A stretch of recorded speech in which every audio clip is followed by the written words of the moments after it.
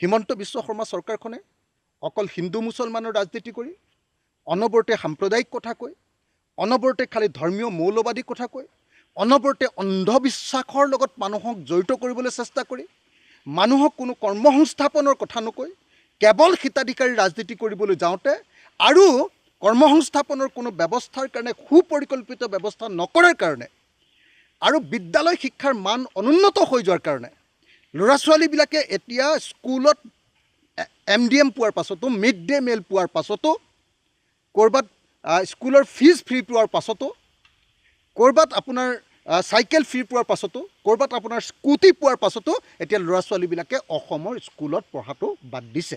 Drop out ৰেটৰ ক্ষেত্ৰত আপোনালোকে সকলোৱে জানে যে উচ্চ শিক্ষাৰ ক্ষেত্ৰত আমাৰ ড্ৰপ আউট ভাৰতবৰ্ষৰ ভিতৰত আজিৰ দিনটোতো প্ৰথম আছিলে।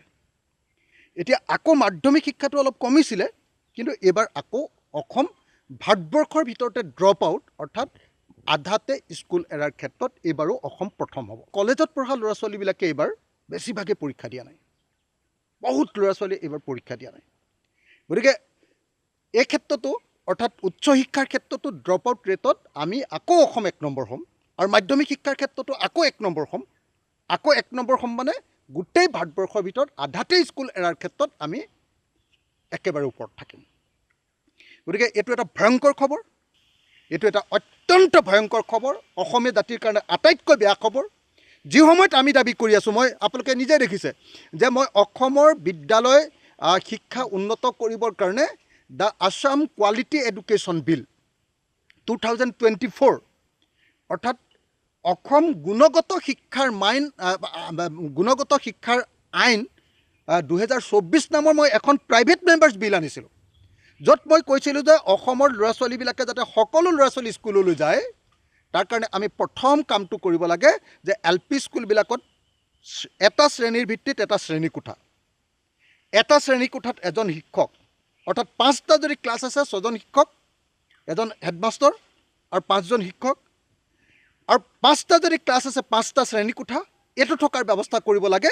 তেতিয়াহে অসমৰ শিক্ষাৰ মান উন্নত হোৱাটো সম্ভৱপৰ হ'ব। কিন্তু অসম চৰকাৰে প্ৰত্যেকটো আকৌ ছাবজেক্ট ভিত্তিত এজনকৈ শিক্ষক দিয়াৰ কথা কৈছিলোঁ। তাৰোপৰি এণ্টাৰটেইনিং এডুকেশ্যন অৰ্থাৎ মানে আনন্দৰ মাজেৰে শিক্ষা, এনেকুৱা ধৰণৰ এটা নতুন থিয়ৰী মই দিবৰ কাৰণে চেষ্টা কৰিছিলোঁ, কিন্তু অসম চৰকাৰে এইবিলাকত গুৰুত্ব নাই।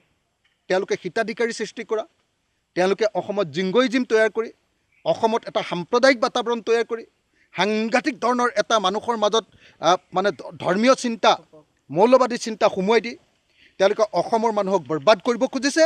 আৰু তাৰ আছিলাত তেওঁলোকে কেৱল ভোট লৈ, মানুহক আৱেগিক কৰি, মানুহক হিতাধিকাৰী তৈয়াৰ কৰি, মানুহক পৰামুখ সাপেক্ষী কৰি কেৱল আৰু কেৱল ভোট লিয়াৰ ৰাজনীতি কৰাৰ কাৰণে অসমৰ শিক্ষাৰ মান অধোগামী হৈছে, অসমৰ শিক্ষা ব্যৱস্থা ধ্বংস হৈছে। ডাক্তৰ ৰণোজ পেগুৰ দিনত আৰু ডক্তৰ হিমন্ত বিশ্ব শৰ্মাৰ দিনত অসমৰ শিক্ষা ক্ষেত্ৰ আটাইতকৈ অধোগতি হৈছে, আৰু সেইকাৰণে মই ভাবোঁ যে ডাক্তৰ ৰণোজ পেগুৱে পদত্যাগ কৰা দৰকাৰ। তেওঁ শিক্ষা বিভাগৰ মন্ত্ৰী নহয়, তেওঁ দৰকাৰ হ'লে অন্য কিবা ধৰ্মীয় ৰাজনীতিৰ ধৰ্মীয় মৌলবাদী শিক্ষাৰ তেওঁ হওক, কি কয় আপোনাৰ মন্ত্ৰী হওক, কিন্তু অসমৰ এই বিজ্ঞানোন্মত শিক্ষাৰ তেওঁ মন্ত্ৰী হ'ব নোৱাৰে।